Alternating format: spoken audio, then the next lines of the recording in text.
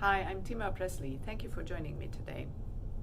A lot of times people who work with me ask me if I think that they are progressing in their Pilates, if they're progressing in their movement patterns, and if they are gaining strength. Here are a couple thoughts about this question.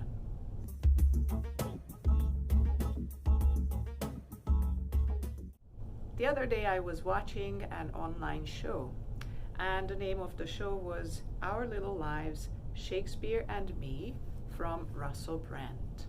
And one statement or sentence came up that really stayed with me and stuck with me, and I wanted to share it with you, which is, so much is lost when you think the measurable is only valuable.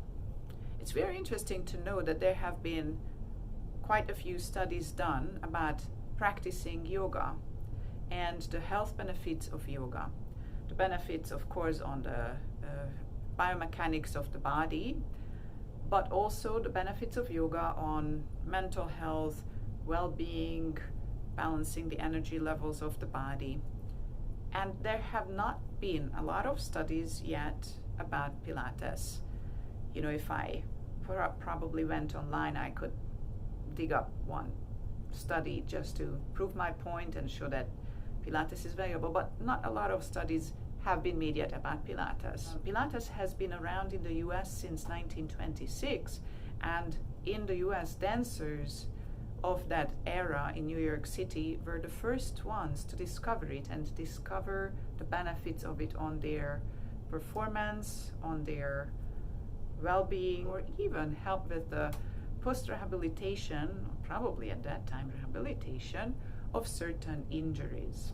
When clients ask me if I see progress in their movement patterns and strength, I like to ask a couple questions back.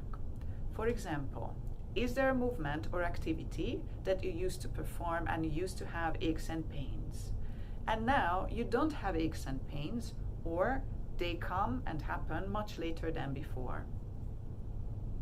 Or do you find that you're less tired by the end of the week or the end of the day?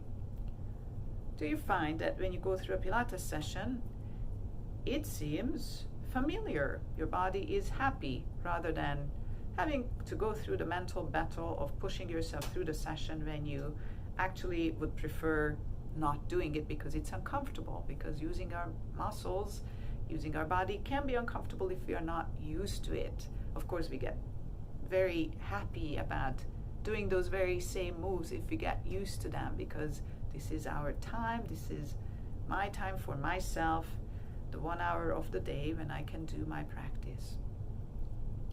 Was there an injury that used to bother you and now it doesn't bother you anymore? Have you noticed that you have developed less injuries in the recent time? Or when you go for a hike, your ankles are more stable. So anyways, you're able to perform your activities with more confidence. Those are the questions I would ask if you're someone I've worked with a lot of dancers.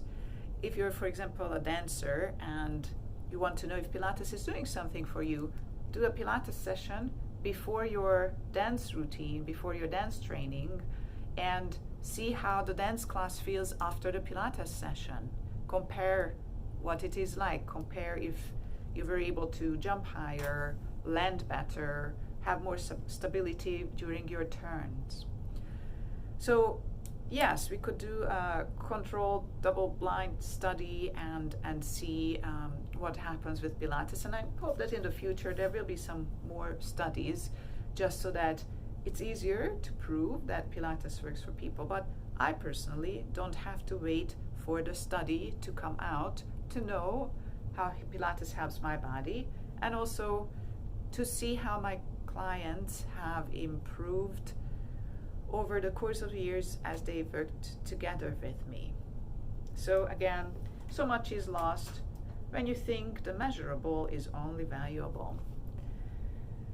I hope that this was a fun little exploration.